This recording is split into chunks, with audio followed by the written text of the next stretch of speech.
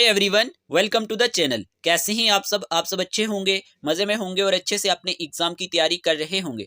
जैसे कि आपको मालूम होगा कि हमने यहाँ पे टॉप 300 एमसीक्यू सीरीज स्टार्ट की थी टेली कम्युनिकेशन पे। ठीक है, इससे पहले हमने यहाँ पे 260 एमसीक्यूज डिस्कस किए थे 4 पार्ट्स में। अगर आपने वो वीडियो अभी तक नहीं देखे हुए, प्लेलिस्ट में वीडियोस पड़े होंगे, जाके देख लेना, काम आएंगे।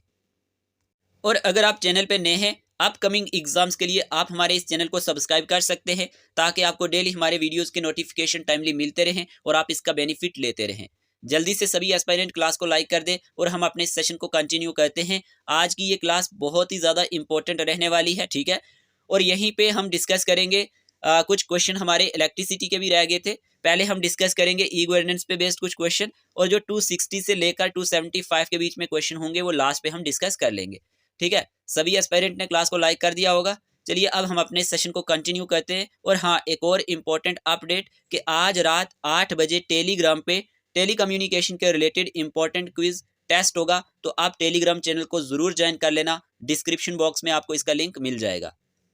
आज का पहला क्वेश्चन आपसे पूछा गया है, what does e governance primarily aim to improve. बताए ई गवर्नेंस का प्राइमरली एम किस चीज को इम्प्रूव करना है। 4 ऑप्शन आपके सामने है, क्या आंसर रहेगा। आप सब ने आंसर चूज कर लिया होगा। इस क्वेश्चन का आंसर है option number B, efficiency, transparency and accountability of government services. ये हमारे पास प्राइमरली एम रहता है। किसका प्राइमरी एम? ई गवर्नेंस का है। ठीक है, ऑप्शन नंबर बी इसका सही आंसर है। देखिए, अगर हम बात करते हैं ई गवर्नेंस के बारे में, कुछ प्लेटफॉर्म की बात करें, जैसे कि एग्जाम्पल के तौर पे डिजिटल इंडिया इनिशिएटिव, याद रखना, डिजिटल इंडिया इनिशिएटिव की बात करें, नेशनल पोर्टल ऑफ इंडिया की बात करें, प्राइम मिनिस्टर पोर्टल की बात करें, आधार की बात करें, ऑनलाइन टैक्स फाइलिंग की बात करें, डिजिटल लैंड मैनेजमेंट की बात करें, या फिर कॉमन एंट्रेंस टेस्ट की बात करें, ये सारी की सारी एग्जाम्पल्स इसकी आ जाती है। ठीक है, जैसे कि अगर हम बात करते हैं डिजिटल इंडिया इनिशिएटिव की, तो ये प्रमोट्स करता है डिजिटल लिटरेसी को एंड इंटरनेट एक्सेस को। ठीक है, इस तरह से आप याद रख सकते हैं। मैंने यहाँ पे शॉर्ट पॉइंट लाए हैं ताकि आपको जल्दी ये चीज़ें कवर हो जाए। ठीक है, नेशनल पोर्टल ऑफ इंडिया की बात करें तो ये सेंट्रलाइज्ड प्लेटफॉर्म है गवर्नमेंट सर्विसेज के लिए। प्राइम मिनिस्टर पोर्टल की बात करें तो ये एक ऐसा प्लेटफॉर्म है सिटीजन इंटरेक्शन के लिए एंड फीडबैक के लिए। आधार की बात करें तो ये क्या है, एक यूनिक आइडेंटिफिकेशन सिस्टम है रेजिडेंट के लिए। और ऑनलाइन टैक्स फाइलिंग की बात करें, सिस्टम है filing and paying taxes digitally. और यहीं पे डिजिटल लैंड मैनेजमेंट भी है, तो ये एक online land record and management source है। ठीक है, डिजिटल लैंड मैनेजमेंट की बात करें। और कॉमन एंट्रेंस टेस्ट की बात करें तो ये भी एक ऑनलाइन सिस्टम है, किस लिए, कंडक्टिंग करने के लिए एंट्रेंस एग्जाम्स को। तो ये कुछ पॉइंट आप इसके बारे में याद रख सकते हैं। अब क्वेश्चन में पूछा गया है, what marked the first step toward e governance in India. आपसे पूछा गया है, what marked the first step towards e governance in India. बताए क्या आंसर होगा। तो यहाँ पे इस क्वेश्चन का आंसर है option number A, formation of the department of electronics in 1970। याद रखना, ये फर्स्ट स्टेप था अगर हम बात करते हैं ई गवर्नेंस की इंडिया में। ठीक है, तो ऑप्शन नंबर ए इसका सही आंसर रहेगा। क्लियर। यहाँ पे अगर हम बात करते हैं डिपार्टमेंट ऑफ इलेक्ट्रॉनिक्स की, यहाँ पे क्या लिखा गया है, फॉर्म्ड इन 1970। ये कब बना, 1970 में बना। और marking the first step towards e governance in India, और ये पहला स्टेप था किसकी, अगर हम बात करते हैं ई गवर्नेंस की बात करते हैं इंडिया में। और डिस्ट्रिक्ट इंफॉर्मेशन सिस्टम प्रोग्राम की बात करें तो ये भी लॉन्च किया गया था, launch to computerise district office across the country. ये भी आप याद रख सकते हैं। फिर हमारे पास डिस्ट्रिक्ट इंफॉर्मेशन सिस्टम प्रोग्राम आया, ये लॉन्च किया गया था किस लिए, कंप्यूटराइज करने के लिए डिस्ट्रिक्ट ऑफिस को अक्रॉस द कंट्री। फिर नेशनल इंफॉर्मेटिक्स सेंटर्स की बात करें, एनआईसी, आपसे एग्जामिनर पूछ सकता है ना, एनआईसी की फुल एब्रीविएशन क्या है, नेशनल इंफॉर्मेटिक्स सेंटर। ओके, और यहाँ पे याद रखना है, ये इस्टेब्लिश किया गया था 1977 में to support e governance initiatives. किसको सपोर्ट करने के लिए, ई गवर्नेंस इनिशिएटिव्स को सपोर्ट करने के लिए। और ऑब्जेक्टिव क्या था इसका, the goal was to improve government services through computerisation at the district level. तो ये सारे के सारे पॉइंट्स आप इसके बारे में याद रखेंगे। क्लियर। क्वेश्चन आपसे पूछा गया, when was the national informatics centre network NIC net established. बताएं, यहाँ पे निक नेट की बात हो रही है कि नेशनल इंफॉर्मेटिक्स सेंटर नेटवर्क कब इस्टेब्लिश किया गया था। 4 ऑप्शन आपके सामने है, बताएं क्या आंसर रहेगा। इस क्वेश्चन का आंसर है ऑप्शन नंबर ए। ठीक है, ऑप्शन नंबर ए इसका सही आंसर है। देखिए, ई गवर्नेंस की बात करें, ये टॉपिक बहुत ही ज्यादा इंपॉर्टेंट टॉपिक है हर एक कम्पिटिटिव एग्जाम के लिए। ठीक है, JKPSI में भी आपको ये काम आएगा, इसीलिए ये क्लास इंपॉर्टेंट हो जाती है। ठीक है, तो यहाँ पे अगर हम बात करते हैं, ऑप्शन नंबर ए इसका सही आंसर है। ओके, आप में से कोई भी नेट JRF की तैयारी कर रहा होगा तो पेपर फर्स्ट की बात करें तो ये क्वेश्चन पूछे जाते हैं और ये टॉपिक मेंशन किया गया है, वहां पे भी ये क्वेश्चन आते हैं, ठीक है। तो ऑप्शन नंबर ए इसका सही आंसर है। NIC निक जो है ये हमारे पास इस्टेब्लिश किया गया था। द नेशनल इंफॉर्मेटिक्स सेंटर की बात करें 1977 में ये हमारे पास इस्टेब्लिश किया गया था, पहली बात। निक नेट की बात करें अगर हम, तो ये लॉन्च किया गया 1987 में, ठीक है, as a satellite based computer network है। आपसे एग्जामिनर अगर आपसे पूछे कि ये किस तरह का हमारे पास नेटवर्क है, तो प्यारे दोस्तों सैटेलाइट बेस्ड कंप्यूटर नेटवर्क है, याद रखना सैटेलाइट बेस्ड। ओके, पर्पस क्या है इसका? NIC जो है ये प्रोवाइड्स करता है technology driven solution to central and state governments. तो ये सारे के सारे पॉइंट आप इसके बारे में याद रख सकते हैं। ओके, यहाँ पे पूछा गया है what is Aadhaar number in India, बताएं आधार नंबर क्या है, जल्दी से बताएं, अच्छा क्वेश्चन है, जल्दी से बताएं what is the Aadhaar number in India. आप सब ने यहाँ पे आंसर चूज कर लिया होगा क्योंकि आपको यहाँ पे दिखा होगा a unique 12 digit number serving as a proof of identity and address. तो यहाँ पे आपको ये चीज समझ आ चुकी होगी कि ये क्या है, एक यूनिक 12 डिजिट नंबर होता है जो सर्व किया जाता है एज ए प्रूफ के तौर पर, ठीक है। तो यहाँ पे इस क्वेश्चन का आंसर है ऑप्शन नंबर बी। ओके, यहाँ पे याद रखना है आधार नंबर के बारे में। आधार नंबर क्या है, एक 12 डिजिट नंबर होता है जो सर्विंग करता है एज ए प्रूफ के तौर पे, ठीक है। अगर हम बात करते हैं इंडिया की, पहला पॉइंट इशूइंग अथॉरिटी की बात करें तो ये इशूड किया जाता है by the unique identification authority of India, UIDAI के थ्रू। इसकी फुल एब्रीविएशन याद रखना, unique identification authority of India. ये क्वेश्चन भी आ सकता है एग्जाम में, ठीक है। ये इसको क्या करता है, इशू करता है। और असाइनमेंट प्रोसेस की बात करें, UIDAI randomly assigns the number after the enrollment process is completed, ठीक है। पर्पस क्या है, ये सब कहता है as a government issued identification for Indian residents. तो ये चीजें आपको सारी समझ आई होंगी आधार, ठीक है, नंबर के बारे में। नेक्स्ट क्वेश्चन की बात करते हैं। क्वेश्चन पूछा गया what is the permanent account number, PAN क्या है, जल्दी से बताएं। What is the permanent account number, PAN क्या है, जल्दी से बताएं। इस क्वेश्चन का आंसर है ऑप्शन नंबर ए। ये एक यूनिक अल्फा न्यूमेरिक नंबर होता है, ठीक है, याद रखना। Issued by the income tax department, और इसे कौन इशू करता है, इनकम टैक्स डिपार्टमेंट इशू करता है। ओके, तो आपने याद रखना है यहाँ पे ये क्या है, एक unique 10 digit alpha numeric number होता है जो इशूड किया जाता है इनकम टैक्स डिपार्टमेंट के थ्रू। ये पॉइंट आप याद रखेंगे, ये क्या है, एक unique 10 digit alpha numeric number होता है, याद रखना। और फॉर्म की बात करें तो ये इशूड किया जाता है in the form of a laminated plastic card की फॉर्म में, ठीक है। चेक डिजिट की बात करें, 10th character of PAN is an alphabetic check digit होता है, ठीक है। और पर्पस की बात करें, used for tax related purposes, ये किस लिए यूज किया जाता है, जितने भी टैक्स रिलेटेड पर्पसेस होते हैं एंड फाइनेंशियल ट्रांसैक्शंस होती हैं। तो ये सारे के सारे पॉइंट आप पेन के बारे में याद रखेंगे। क्वेश्चन आपसे पूछा गया when was the information technology act enacted in India, ये क्वेश्चन एग्जाम में आता है। आपसे पूछा गया इंफॉर्मेशन टेक्नोलॉजी एक्ट कब इनेक्ट किया गया था इंडिया में, क्या आंसर रहेगा। इस क्वेश्चन का आंसर है ऑप्शन नंबर बी, 2000 में। ओके, याद रखना IT एक्ट की बात हो रही है, इंफॉर्मेशन टेक्नोलॉजी एक्ट की बात हो रही है। और याद रखना information technology act was enacted on June 9, 2000। पहला पॉइंट, पर्पज इसका क्या था, to provide legal recognition for electronic transaction and e commerce. Okay, ये प्रोवाइड करता है लीगल क्या, recognition for electronic transactions and e commerce. और अदर गोल्स की बात करें, ये फैसिलिटेट करता है electronic filing of documents with government agencies and amend other acts. Okay, intended outcome की बात करें तो प्रमोट करता है efficient delivery of government services through reliable electronic records, ठीक है। तो ये आप याद रखेंगे इसके बारे में, जो भी पॉइंट्स मैंने आपको यहाँ पे बताए हैं। काफ़ी सारे एस्पायरेंट के मैसेज आते हैं कि टेली कम्युनिकेशन के MCQs की PDF कहाँ पे मिलेगी, तो आपको इस व्हाट्सएप नंबर पे मैसेज करना है 8492886188। तो आपने बोलना है कि हमें टेली कम्युनिकेशन के MCQs चाहिए, तो 100 रुपीज़ में ये आपको सारे MCQs मिल जाएंगे, 300 MCQs। आप रिवाइज़ कर सकते हैं आज इनको, ठीक है। कोई भी इंटरेस्टेड एस्पायरेंट होगा तो इसी नंबर पे आपने मैसेज डालना है। बाकी अगर आपको JK PSI के लिए तैयारी करनी है, NT के लिए, पटवारी के लिए, तो आप हमारे साथ जुड़ सकते हैं। 2 ईयर पेड ग्रुप सब्सक्रिप्शन भी मिलेगी और आपको स्टडी मटेरियल भी मिल जाएगा। JNK हाई कोर्ट की तैयारी कर रहे हैं तो यहाँ पे मॉक टेस्ट चल रहे हैं, ठीक है, तो आपको मॉक टेस्ट भी मिल जाएंगे, आपको स्टडी मटेरियल भी मिल जाएगा। बस आपने इसी नंबर पर मैसेज डालना है। क्वेश्चन नंबर 282 आपसे पूछा गया when was the Akshaya project established and who inaugurated it, क्या आंसर रहेगा। अक्षया प्रोजेक्ट के बारे में पूछा गया है, तो इस क्वेश्चन का आंसर है ऑप्शन नंबर ए, नवंबर 18, 2002। याद रखना 2002 में, 18 नवंबर 2002 में यहाँ पे ये इस्टेब्लिश किया गया था और इसको इनॉग्रेट किया था डॉक्टर APJ अब्दुल कलाम जी ने। तो ऑप्शन नंबर ए इसका सही आंसर है। ठीक है, अक्षया प्रोजेक्ट के बारे में। यहीं पे आपने याद रखना है, इस्टेब्लिशमेंट की बात करें, Akshaya project was set up in 2002 in Malappuram district Kerala में। ओके, और फर्स्ट ई गवर्नेंस प्रोजेक्ट था ये, इसीलिए एग्जाम के लिए ये इंपॉर्टेंट हो जाता है। It was India's first E governance initiative. ठीक है, ये इंडिया का क्या था, पहला ई गवर्नेंस इनिशिएटिव था। और इम्पैक्ट की बात करें, transformed Malappuram into India's first e literate district. तो यहाँ पे ये पॉइंट भी आपने याद रखने हैं। ठीक है, और गोल की बात करें, aimed at promoting digital literacy and government services through technology. तो ये सारे के सारे पॉइंट्स आप इसके बारे में याद रख सकते हैं कि हमारे पास इंडिया का पहला जो ई गवर्नेंस इनिशिएटिव था, इसका नाम क्या था, आप याद रखेंगे यहाँ पे अक्षया प्रोजेक्ट। ओके, और ये इस्टेब्लिश किया गया था 18 नवंबर 2002 में, किसके through, by doctor APJ Abdul Kalam ji के थ्रू। तो ये सारे के सारे पॉइंट आप इसके बारे में याद रख लेना।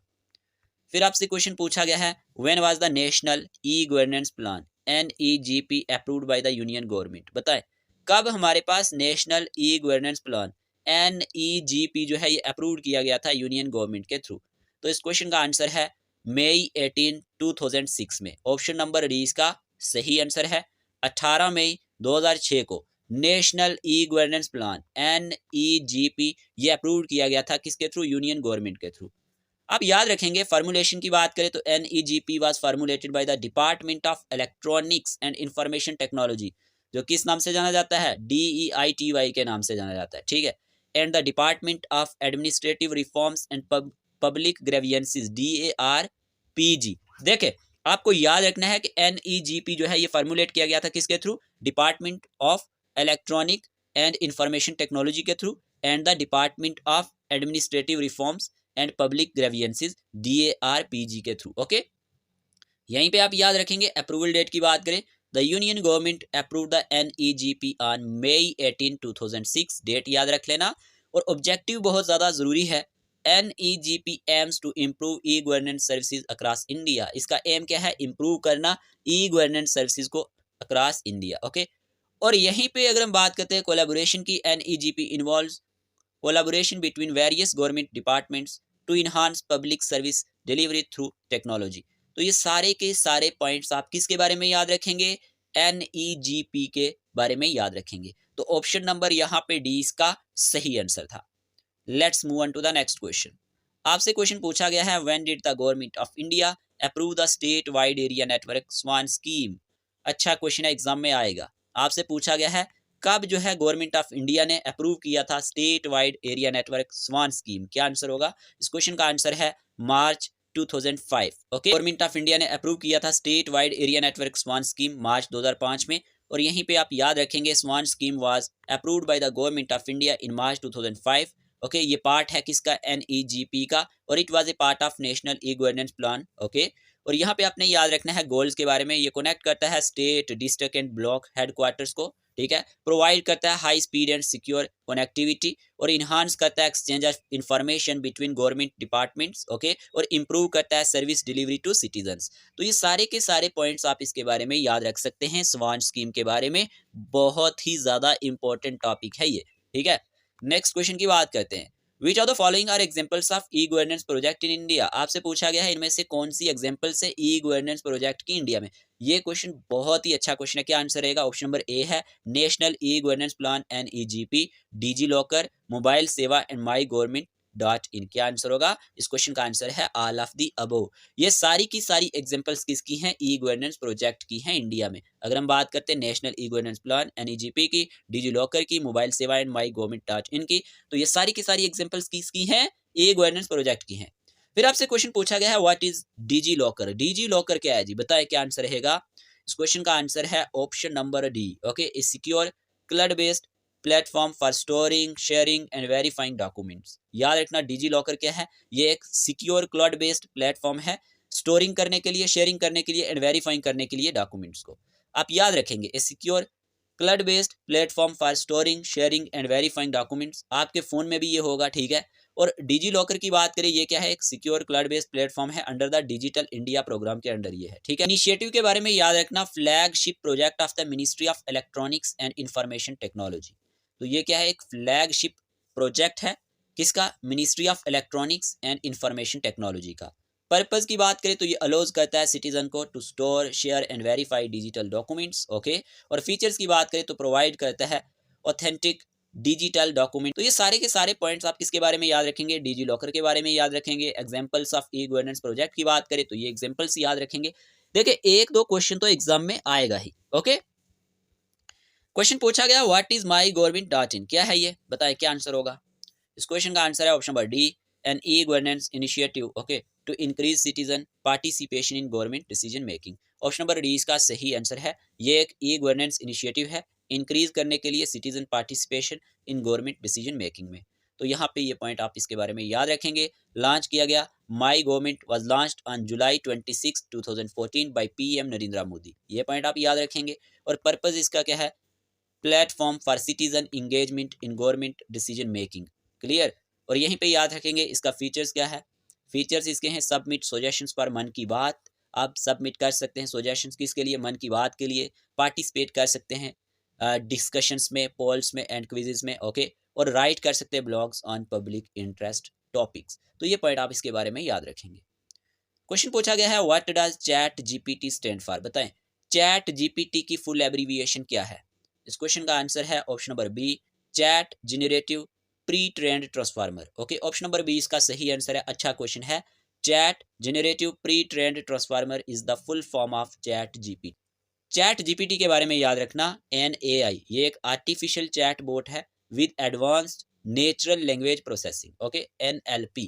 पर्पस की बात करें तो इनेबल्स करता है ह्यूमंस को लाइक कन्वर्सेशंस की बात करें एंड टास्क कंप्लीशन की बात करें। अगर हम चैट जीपीटी के फीचर्स की बात करते हैं, answers questions, composes text, writes code and more, और access open for free use. ये पॉइंट भी आप इसके बारे में याद रख सकते हैं, लेकिन फुल एब्रीविएशन याद रखनी है। Chat generative pre trained transformer is the correct answer. Question आपसे पूछा गया है what are common service centres, CSCS, बताएं कॉमन सर्विस सेंटर्स क्या हैं। ऑप्शन आपके सामने है। इस क्वेश्चन का आंसर है option number B, centres providing digital services to rural and remote area, ठीक है। तो आपने याद रखना है CSC के बारे में, कॉमन सर्विस सेंटर्स के बारे में, कि ये ऐसे सेंटर्स हैं जो प्रोवाइडिंग करते हैं डिजिटल सर्विसेज रूरल और रिमोट एरियाज में, ओके। तो यहाँ पे याद रखना है CSCS, network of access point for delivering services to rural and remote areas. और सर्विसेज की बात करें, ये प्रोवाइड करता है government, financial, social and private sector services. और यहीं पे आपने याद रखना है NEGP, ये पार्ट है of the national e governance plan का, ठीक है। और पर्पस की बात करें, इंश्योर करता है accessibility, transparency and affordability of services. तो बात किसकी हो रही थी यहाँ पे मेरे प्यारे दोस्तों? CSC की, कॉमन सर्विस सेंटर्स की, क्लियर। क्वेश्चन नंबर 290 पूछा गया what does DBMS stand for. DBMS की फुल एब्रीविएशन क्या है। इस क्वेश्चन का आंसर है डेटाबेस मैनेजमेंट सिस्टम। ये क्वेश्चन एग्जाम में आएगा, ठीक है। DBMS की फुल एब्रीविएशन है डेटाबेस मैनेजमेंट सिस्टम। इस क्वेश्चन को अच्छे से देख लेना। यहाँ पे आपने याद रखना है DBMS की फुल एब्रीविएशन है डेटाबेस मैनेजमेंट सिस्टम। पर्पज इसका है मैनेज करता है, क्रिएट करता है, मेंटेन्स रखता है डेटाबेसेस को। फंक्शन की बात करें, stores, organises, retrieves, updates and manipulates data, okay. Application की बात करें, used for efficient data management and access. तो ये सारे के सारे पॉइंट आप इसके बारे में याद रख सकते हैं कि यूज किया जाता है एफिशिएंट डेटा मैनेजमेंट के लिए और एक्सेस के लिए। और फंक्शन इसका है स्टोर करना, ऑर्गेनाइज करना, रिट्राइव करना, अपडेट करना एंड मैनिपुलेट करना डेटा को। क्वेश्चन आपसे पूछा गया है यहाँ पे what is the purpose of antivirus software, बताए जो एंटीवायरस सॉफ्टवेयर है इसके पर्पज क्या है, क्या आंसर रहेगा। इस क्वेश्चन का आंसर है option number A, protect computers from viruses and malware. Most appropriate option number A ही इसका सही आंसर है। अगर हम बात करते हैं कुछ एग्जांपल्स की, आपसे एग्जामिनर एग्जांपल्स पूछ सकता है। Microsoft Defender, Norton 360, Bitdefender antivirus, Malwarebytes, McAfee total protection, ESET NOD 32 antivirus, ठीक है, एवीरा, कैस्पर स्काई। इसके बाद अगर हम बात करते हैं एवेस्ट एंटीवायरस, तो ये सारी की सारी एग्जांपल्स किसकी है? एंटीवायरस की। और एग्जामिनर क्वेश्चन ये बना सकता है which one of the following is an example of antivirus software, ठीक है। तो वहां पे आपको वायरस दे देगा ऑप्शंस में, तो वहां पे आपको पहचानना होगा, इसीलिए ये सारी एग्जांपल्स आप याद रख सकते हैं। When did the right to information RTI act come into force in India, बताएं RTI एक्ट फोर्स में कब आया था, क्या आंसर होगा। इस क्वेश्चन का आंसर है ऑप्शन नंबर ए, अक्टूबर 12, 2005 में right to information act RTI act force में आया था। अगर हम बात करते हैं RTI एक्ट के बारे में, इनेक्टेड किया गया था 15 जून 2005 में, ये डेट याद रखना। फोर्स में आया 12 अक्टूबर 2005 में। इम्प्लीमेंटेशन की बात करें, came into effect 120 days after enactment. और पर्पस की बात करें, provide citizens the right to access information from government authorities. तो याद रखना ये प्रोवाइड्स करता है सिटीजन्स को राइट टू एक्सेस इंफॉर्मेशन, कहाँ से, गवर्नमेंट अथॉरिटीज से। तो ये सारे के सारे पॉइंट्स आप आरटीआई एक्ट के बारे में याद रखेंगे। आरटीआई एक्ट कब आया, इनेक्ट कब किया गया था, जून 15 2005 में, ठीक है। फोर्स में कब आया था, 12 अक्टूबर 2005 में। तो ये प्रोवाइड्स करता है सिटीजन्स को right to access information from government authorities. Clear. How can cloud computing assist in e governance, बताएं क्लाउड कंप्यूटिंग कैसे असिस्ट करती है ई गवर्नेंस में। क्या आंसर होगा इस क्वेश्चन का, आंसर है option number A, by improving resource utilisation and reducing pollution. Okay, ये क्या करती है, इंप्रूव करती है रिसोर्स यूटिलाइजेशन को और रिड्यूस करती है पोल्यूशन। याद रखेंगे क्लाउड कंप्यूटिंग रोल की बात करें, enhances government functions and services delivery. Okay, improved, ये इंप्रूवमेंट की बात करें तो streamlines cooperation between governments. Okay, benefits की बात करें, इंक्रीज एफिशिएंसी, ये इंक्रीज करता है एफिशिएंसी को, बढ़ाता है, रिड्यूस करता है कॉस्ट को एंड इंप्रूव करता है रिसोर्स मैनेजमेंट को। और इम्पैक्ट की बात करें, सपोर्ट्स करता है डिजिटल ट्रांसफॉर्मेशन इन गवर्नेंस। तो ये पॉइंट आप याद रख सकते हैं क्लाउड कंप्यूटिंग के बारे में। क्वेश्चन पूछा गया है what does Umang stand for. अच्छा क्वेश्चन है, बताएं उमंग की फुल एब्रीविएशन क्या है। इस क्वेश्चन का आंसर है option number A, unified mobile application for new age governance. याद रखना UMANG stand for unified mobile application for new age governance is the correct answer.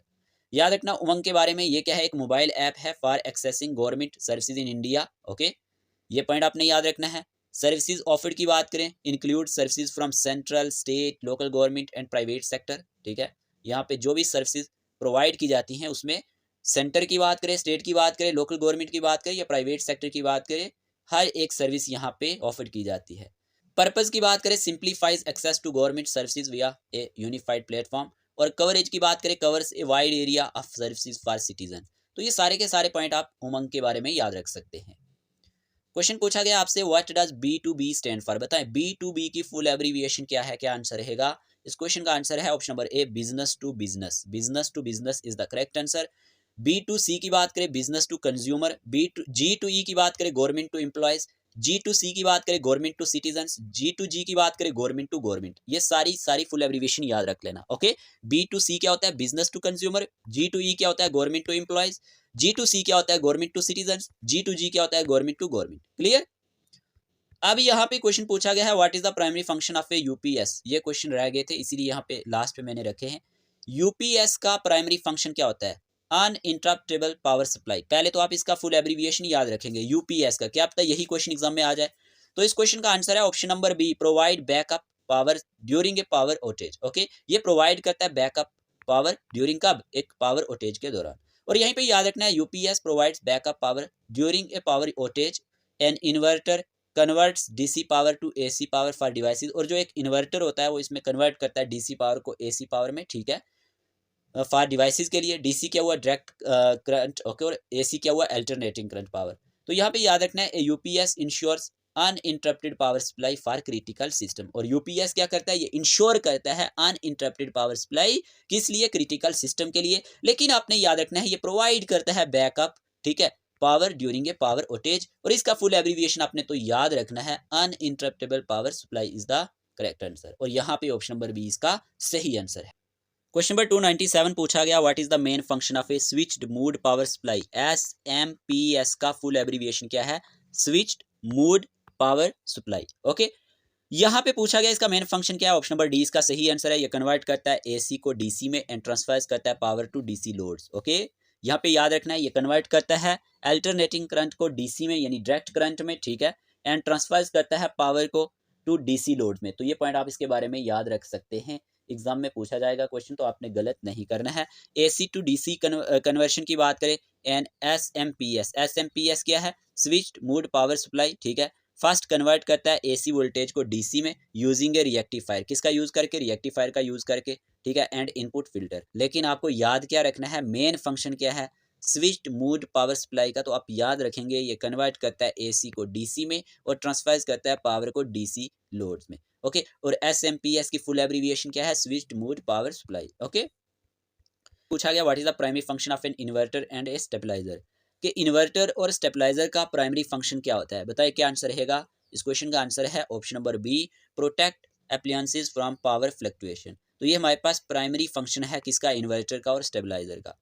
तो आपने याद रखना है primary function of an inverter and stabiliser is to protect appliances from power fluctuations. Okay, यहाँ पे question number 299 पूछा गया है, which of the following statements correctly describes the function of an inverter. आपसे पूछा गया है कौन सी स्टेटमेंट करेक्टली डिस्क्राइब करती है फंक्शन ऑफ एन इन्वर्टर को। क्या आंसर होगा इस क्वेश्चन का? आंसर है ऑप्शन नंबर सी। ठीक है, इन्वर्टर्स जो होते हैं ये कन्वर्ट करते हैं डीसी को एसी में, डायरेक्ट करंट को अल्टरनेटिंग करंट में, एंड में also provide backup power with A built in battery charger. और ये प्रोवाइड करते हैं बैकअप पावर को भी किसमें, एक with A built in battery charger में। नेक्स्ट क्वेश्चन की बात करते हैं। यहाँ पे क्वेश्चन पूछा गया है 300, what is the primary function of a stabiliser. Stabiliser का प्राइमरी फंक्शन क्या होता है? इस क्वेश्चन का आंसर है option number A, to regulate voltage and prevent damage from varying power levels. ये क्या करता है? रेगुलेट करता है वोल्टेज को और प्रिवेंट करता है डैमेज को वेरिंग पावर लेवल से। और यहाँ पे आपने याद रखना है वोल्टेज रेगुलेशन की बात करें तो स्टेबलाइजर्स जो होते हैं ये रेगुलेट करते हैं किसको? ये रेगुलेट करते हैं वोल्टेज को टू प्रोटेक्ट करने के लिए अप्लायंसेस फ्रॉम फ्लक्चुएशंस। फिर अगर की बात करें, they continuously monitor and adjust the voltage level. ये कंटिन्यूसली क्या करते हैं? मॉनिटर करते हैं और एडजस्ट करता है वोल्टेज लेवल्स को। और बूस्ट एंड रिड्यूस वोल्टेज की बात करें, स्टेबलाइजर कैन बूस्ट करता है लो वोल्टेज को और रिड्यूस करता है हाई वोल्टेज को, जैसे कि आपको मालूम होगा। और प्रोटेक्शन की बात करें तो प्रिवेंट्स करता है डैमेज को to appliances due to unstable power supply की वजह से। और ये क्या करता है? प्रिवेंट करता है damage appliances due to unstable power supply की वजह से। तो यहाँ पे ये सारे पॉइंट्स आप इसके बारे में याद रख सकते हैं कि प्राइमरी फंक्शन क्या है स्टेबलाइजर का? टू रेगुलेट करना ओके वोल्टेज को एंड प्रिवेंट करना डैमेज को from varying power levels. Clear. अब हम बात करते हैं क्वेश्चन नंबर 261 की, जो क्वेश्चन हमारे इलेक्ट्रिसिटी से रह गए थे। अब जो क्वेश्चन हमारे रह चुके थे अब ये डिस्कस कर लेते हैं। क्वेश्चन नंबर 261 आपसे पूछा गया electromotive force EMF is. Electromotive force EMF क्या है? जल्दी से बताइए क्या आंसर रहेगा। इस क्वेश्चन का आंसर है यहाँ पे हमारे पास ऑप्शन नंबर बी। ठीक है, the energy transferred to an electric circuit per unit of electric charge. याद रखना है, ठीक है, the energy transferred to an electric circuit per unit of electric charge, ये हमारे पास क्या कहलाता है? इलेक्ट्रोमोटिव फोर्स कहलाता है। ठीक है, ईएमएफ। ओके, यहाँ पे आपने क्या याद रखना है? ईएमएफ का फार्मूला क्या है हमारे पास? अगर आपसे पूछा जाए E equal to W by Q. ठीक है, E equal to W by Q. और E क्या होता है? ये हमारे पास इलेक्ट्रोमोटिव फोर्स होती है। W क्या होता है? हमारे पास वर्क डन होता है। और Q हमारे पास क्या होता है? चार्ज होता है। Q क्या होता है? चार्ज होता है। ये आपने याद रखना है। ठीक है, यहाँ पे ये भी याद रख लेना कि हमारे पास the energy transferred to an electric circuit per unit of electric charge, ये हमारे पास इलेक्ट्रोमोटिव फोर्स कहलाता है। लेकिन Faraday law describes the magnitude of the electromotive force. अगर आपसे एग्जामिनर पूछेगा कि जो मैग्नीट्यूड होता है इलेक्ट्रोमोटिव फोर्स का, इसको कौन डिस्क्राइब करता है? तो फैराडे लॉ डिस्क्राइब करता है। ठीक है, और ईएमएफ और electromotive force is an other name for voltage. ये दूसरा नाम किसके लिए है? वोल्टेज के लिए है। तो ये पॉइंट आप याद रख सकते हैं। अब आपसे क्वेश्चन में पूछा गया what does voltage built up in a generator refer to, कि हमारे पास ये वोल्टेज बिल्ट अप क्या है? अगर हम बात करते हैं जनरेटर में, ये किसको रेफर करता है? क्या आंसर होगा? इस क्वेश्चन का आंसर है option number C, gradual increase in output voltage during startup. Okay, gradual क्या हो जाना? इंक्रीज आ जाना आउटपुट वोल्टेज में ड्यूरिंग किसके दौरान? स्टार्टअप के दौरान। तो यही हमारे पास कहलाता है वोल्टेज बिल्ट अप एक जनरेटर में। ठीक है, ऑप्शन नंबर सी इसका सही आंसर है। आपने याद रखना है voltage built up in a DC generator starts due to residual magnetic flux. ये पॉइंट याद रखना कि जो वोल्टेज बिल्ट अप होता है डीसी जनरेटर में, ये स्टार्ट किसकी वजह से होता है? स्टार्ट होता है due to residual magnetic flux की वजह से। किसकी वजह से? रेजिडुअल मैग्नेटिक फ्लक्स की वजह से। और वोल्टेज बिल्ट अप जो होता है डीसी जनरेटर में, ये डिपेंड किस पे करता है? ये डिपेंड करता है on residual flux in the field poles. तो ये पॉइंट आप याद रख लेना, क्वेश्चन बन सकता है। क्वेश्चन आपसे पूछा गया what is residual magnetism in a DC shunt generator. क्या आंसर होगा? इस क्वेश्चन का आंसर है a small magnetic field. Option number A इसका सही आंसर है। ये क्या है? एक स्मॉल मैग्नेटिक फील्ड है जो रिमेनिंग रहती है इन द आयरन कोर्स में। किसमें? आयरन कोर्स में। जब क्या होता है? जनरेटर रेस्ट पे होता है, when the generator is at rest. Okay, तो आपने याद रखना है रेजिडुअल मैग्नेटिज्म एक डीसी शंट जनरेटर में क्या होता है? ये एक स्मॉल मैग्नेटिक फील्ड होती है जो रिमेनिंग रहती है इन द आयरन कोर्स में when the generator is at rest. Clear, option number A इसका सही आंसर है। रेजिडुअल मैग्नेटिज्म की बात करें तो small magnetic field remains in the iron course of shunt field at rest, ये पॉइंट आप इसके बारे में याद रखेंगे।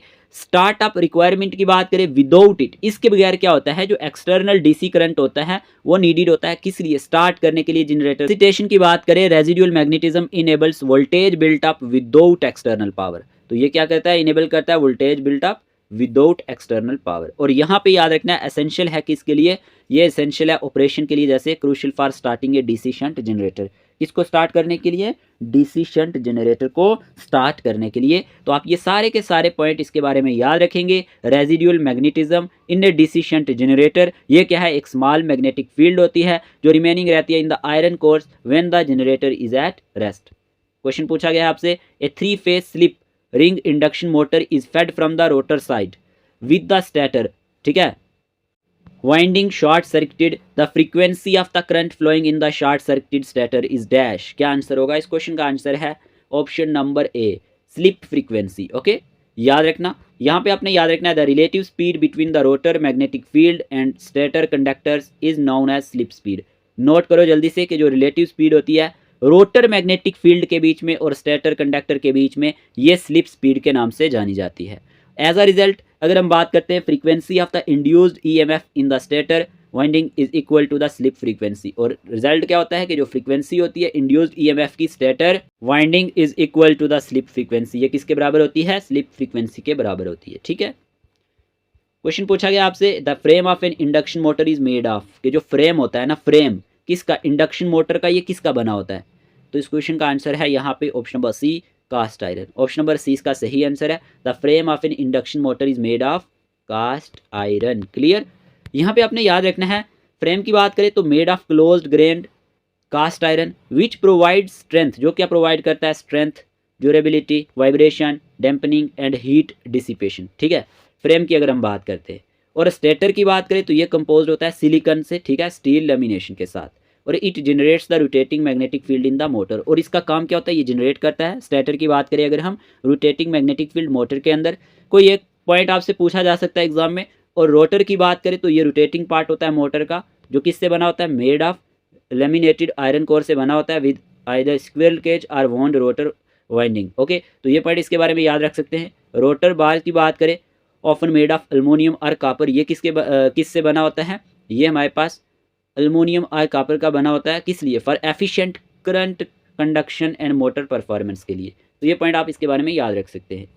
इन एन इंडक्शन मोटर, आपसे पूछा गया है एक इंडक्शन मोटर में जब number of stator slots equal होते हैं integral number of rotor slots से, तो ये क्या कहलाता है, इसमें क्या होता है, जल्दी से बताएं। In an induction motor when the number of stator slots is equal to an integral number of rotor slots, तो यहाँ पे जो मशीनरी होती है ना, the machine may fail to start, यहाँ पे मशीन क्या हो जाती है, फेल होना स्टार्ट हो जाती है। ठीक है, यहाँ पे एक पॉइंट याद रखना कि कोगिंग occurs when the number of stator, कोगिंग occurs होती है जब क्या होता है, नंबर ऑफ स्टेटर स्लॉट्स जो होते हैं is an integral multiple of the number of rotor slots, जब ये क्या होते हैं, स्टेटर स्लॉट्स जो होते हैं is an integral multiple of number of rotor slots होते हैं, तो यहाँ पे कोगिंग अकर होती है। और इससे नतीजा क्या होता है, this result in the motor failing, इससे मोटर क्या हो जाती है, फेल हो जाती है to start due to magnetic locking की वजह से। किसके बीच में मैग्नेटिक लॉक आएगा, मैग्नेटिक लॉकिंग की बात करें बिटवीन स्टेटर एंड रोटर के बीच में। तो आप याद रखना, this result in the motor failing to start due to magnetic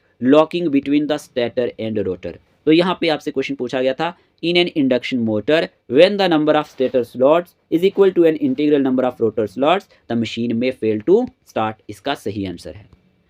question number 267 पूछा गया, for motoring mode the phase angle between the stator phase voltage and the stator face current should be dash. क्या answer होगा इस question का, answer है less than 90 degree. Option number A इसका सही answer है। ठीक है, यहाँ पे याद रखना है, इन मोटरिंग मोड में अगर हम बात करते हैं, face angle between stator voltage and current is less than 90 degree. यहाँ पे फेस एंगल जो होता है स्टेटर वोल्टेज के बीच में और करंट के बीच में, ये लेस देन होता है 90 डिग्री। और रोटर मैग्नेटिक फील्ड जो होती है फॉलोज करती है स्टेटर मैग्नेटिक फील्ड को, और ये क्रिएटिंग करती है टॉर्क। ओके, तो यहाँ पे ये पॉइंट इसके बारे में याद रखना। क्वेश्चन पूछा गया है, the ratio of the rotor copper loss and air gap power is dash, कि जो रेशियो होती है रोटर कॉपर लॉस के बीच में एंड एयर गैप पावर के बीच में, ये क्या कहलाता है, क्या आंसर है इसका, इसका ऑप्शन नंबर ए सही आंसर है, S. The ratio of rotor copper loss to air gap power in an induction motor is given by S, और ये एस क्या होता है, ये एस स्लिप होता है, where S is the slip. Okay, ये जो रेशियो होती है ना, ये रेशियो इंडिकेट्स करती है efficiency of energy conversion from their air gap power to rotor losses in the motor. तो ये पॉइंट आप याद रखेंगे। और रोटर कॉपर लॉस की बात करें, यहाँ पे power loss in the rotor proportional to slip. तो रोटर कॉपर लॉस में क्या होता है कि जो पावर लॉस होता है रोटर में वो प्रोपोर्शनल होता है स्लिप के, ठीक है। और एयर गैप पावर की बात करें अगर हम इसी में, तो जो पावर होती है वो ट्रांसफर्ड होती है फ्रॉम स्टेटर से रोटर में, ठीक है, जिसमें इंक्लूडिंग किया जाता है कॉपर लॉसेज को एंड मैकेनिकल पावर को, ठीक है। जैसे कि मैंने आपको बताया स्लिप क्या होता है, slip the difference between synchronous speed and rotor speed. ये अच्छा पॉइंट है, नोट कर लो कि जो डिफरेंस होता है सिंक्रोनस स्पीड के बीच में एंड रोटर स्पीड के बीच में, इसी को स्लिप कहा जाता है। What is the role of the stator in an electric motor, कि स्टेटर का रोल क्या है इलेक्ट्रिक मोटर में, बताएं। इस क्वेश्चन का आंसर है option number A. Okay, it generates a magnetic field when an electric current is applied. जो स्टेटर है इलेक्ट्रिक मोटर में, इसका काम क्या होता है, ये जनरेट करता है मैग्नेटिक फील्ड को जब क्या होता है एक इलेक्ट्रिक करंट इस पर अप्लाइड किया जाता है। अब कुछ पॉइंट इसके बारे में नोट कर लेना। स्टेटर क्या होता है, stationary part of the motor. क्या होता है, ये एक स्टेशनरी पार्ट होता है मोटर का। किसका, मोटर का स्टेशनरी पार्ट होता है ये स्टेटर। ओके, जो जनरेट करता है मैग्नेटिक फील्ड को। और लोकेशन की बात करें तो ये एक्सटर्नली होता है मोटर के। और स्ट्रक्चर की बात करें तो composed of an outer frame से बना होता है, कोर से एंड वाइंडिंग से बना होता है। और यहीं पे मैग्नेट की बात करें तो इसमें इलेक्ट्रोमैग्नेट की बात करें या परमानेंट मैग्नेट, दोनों ही यूज होते हैं, इलेक्ट्रोमैग्नेट्स और परमानेंट मैग्नेट्स। क्वेश्चन पूछा गया है what is the primary function of the rotor in an electric motor. Rotor का काम क्या होता है इलेक्ट्रिक मोटर में, क्या आंसर रहेगा इस क्वेश्चन का आंसर है option number B, to convert electrical energy into mechanical energy. ये कन्वर्ट करता है इलेक्ट्रिकल एनर्जी को मैकेनिकल एनर्जी में। फंक्शन किसका पूछा गया था, रोटर का इलेक्ट्रिक मोटर में। रोटर क्या होता है इसके बारे में नोट करो, the rotating part of the motor that converts electrical energy into mechanical energy. ये क्या होता है, रोटेटिंग पार्ट होता है मोटर का जो कन्वर्ट करता है इलेक्ट्रिकल एनर्जी को मैकेनिकल एनर्जी में।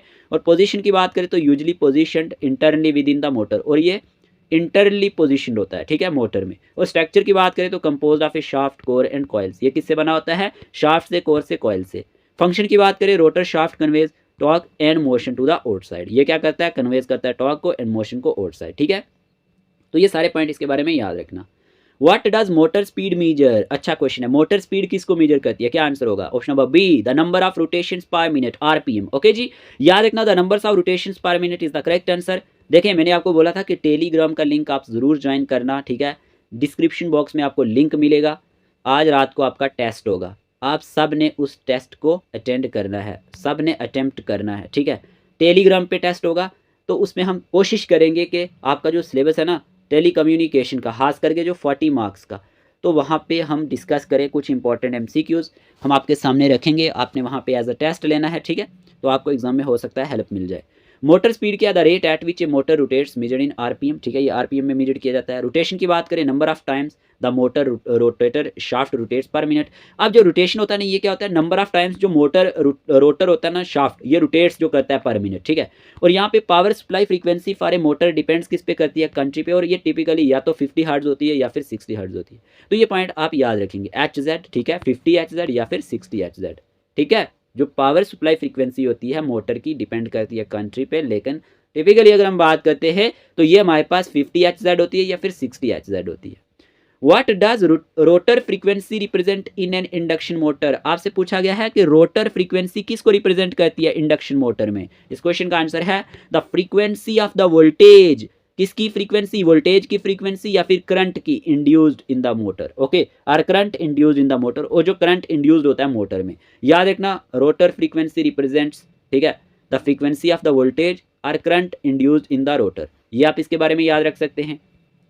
फार्मूला इसका क्या है, formula for calculating rotor frequencies F R equal to S F, where F R क्या होता है, रोटर करंट फ्रीक्वेंसी होती है, एस स्लिप होती है, एफ सप्लाई फ्रीक्वेंसी होती है। और ये पॉइंट नोट कर लो, the slip is the relative speed between the rotating magnetic flux and the rotor. और जो स्लिप होता है ये रिलेटिव स्पीड होती है रोटेटिंग मैग्नेटिक फ्लक्स के बीच में एंड रोटर के बीच में। क्लियर जी। क्वेश्चन पूछा गया what is the unit of torque in the international system of units, बताएं कि टॉर्क का हमारे पास यूनिट क्या है इंटरनेशनल सिस्टम ऑफ यूनिट्स में। इस क्वेश्चन का आंसर है ऑप्शन नंबर बी, ठीक है, newton metre. Newton metre is the correct answer. Newton metre is the unit of torque in the international system of units. Torque क्या है, ये एक मोटर रोटेशनल फोर्स होती है, ये पॉइंट नोट करो। और ये क्या होता है, एक की फैक्टर होता है मोटर परफॉर्मेंस में। एक क्वेश्चन इस पे जरूर बनेगा कल, ठीक है। और टॉर्क की बात करें, torque output of A motor is the amount of rotational force. ये क्या होती है, अमाउंट ऑफ रोटेशनल फोर्स होती है that the motor develops. Clear. अब क्वेश्चन में पूछा गया है what is copper loss in A motor. Copper loss क्या होता है मोटर में, जल्दी से बताएं। इस क्वेश्चन का आंसर क्या रहेगा, what is a copper loss in A motor. इस क्वेश्चन का आंसर है option number A, heat produced by the resistance of the windings. Okay, option number A इसका सही आंसर है। जो हीट प्रोड्यूस्ड होती है किसके through, by the resistance of the windings के थ्रू। तो अब याद रखना कॉपर लॉस के बारे में पूछ सकता है एग्जामिनर। द अनडिजायरेबल हीट जो जनरेट होती है due to the resistance of the motor windings when current flows also known as winding loss. ये किस नाम से भी जाना जाता है, वाइंडिंग लॉस के नाम से भी जाना जाता है, ठीक है। कि जो हीट प्रोड्यूस होती है किसके through, resistance of the windings के थ्रू। और कॉपर लॉस की बात करें, ये क्या होता है, अनडिजायरेबल हीट जो जनरेट होती है due to the resistance of the motor windings when the current flows. और ये हमारे पास वाइंडिंग लॉस के नाम से भी जाना जाता है। और रिडक्शन की बात करें, रिडक्शन टेक्निक्स की, तो copper loss can be minimised, ये मिनिमाइज किया जाता है by increasing the conductor cross sectional area. किसको इंक्रीज करके, कंडक्टर क्रॉस सेक्शनल एरिया को इंक्रीज करके, लोअरिंग करके वाइंडिंग टेम्परेचर को, यूजिंग करके मटेरियल को विद लोअर रेजिस्टिविटी के साथ, with lower resistivity and enhancing cooling systems के साथ। मशीन्स लॉसेज की बात करें, in DC machines copper losses are classified into armature loss and field winding loss. Okay, इसमें इसको जो हमारे पास क्लासिफाइड किया जाता है, एक तो आर्मेचर और एक फील्ड वाइंडिंग लॉस में। और यहाँ पे प्रोपोर्शनलिटी की बात करें तो copper losses increase with the square of the current flowing through the windings. और कॉपर लॉस जो होता है ये इंक्रीज होता है किसके साथ, with the square of the current flowing through the windings. तो ये पॉइंट आप इसके बारे में याद रख सकते हैं। लेकिन कॉपर लॉस क्या होता है मोटर में, मैंने आपको बता दिया। जो हीट प्रोड्यूस होती है किसके through, by the resistance, okay, resistance of the windings के थ्रू। नेक्स्ट क्वेश्चन आपसे पूछा गया है what is winding loss in electrical devices also known as. ये वाइंडिंग लॉस किस नाम से जाना जाता है इलेक्ट्रिकल डिवाइसेस में। इस क्वेश्चन का आंसर है कॉपर लॉस के नाम से ये जाना जाता है। रीड किए, हमारा टारगेट कंप्लीट हुआ। जो हमने आपसे प्रॉमिस किया था कि हम यहाँ पे आपके लिए 300 MCQs कवर करेंगे, ठीक है, तो हमने आज ये कवर कर दिए। होप आपको इससे क्वेश्चन एग्जाम में देखने को मिलेंगे। अगर आपका स्कोर 20 भी आ जाता है टेली कम्युनिकेशन में तो ये बहुत अच्छा स्कोर माना जाएगा। कल के एग्ज़ाम में आपने मिस्टेक नहीं करनी है, इजी क्वेश्चंस करने हैं, मुश्किल क्वेश्चन छोड़ने हैं, क्योंकि नेगेटिव करने से बाकी वाले क्वेश्चन भी गलत हो जाते हैं। फिर आपका स्कोर 30 और 40 के रेंज में आता है। 50 से अबव अच्छा स्कोर माना जाएगा, क्योंकि आप लास्ट एग्ज़ाम देख लें उसमें क्या हुआ है, ठीक है। ऐसे ही मेहनत करते रहिएगा, हम भी आपके लिए दिन रात मेहनत कर रहे हैं। आपका काम है कि आप हमारे चैनल को सब्सक्राइब कर सकते हैं, ठीक है। बाकी PDF के लिए मैंने आपको बता दिया ओवरऑल क्या करना है, टेलीग्राम के बारे में बता दिया, डिस्क्रिप्शन बॉक्स में लिंक होगा, आज ज्वाइन कर लेना। रात को 8 बजे टेलीग्राम पे मिलते हैं, तब तक के लिए टेक केयर ऑफ़ योरसेल्फ।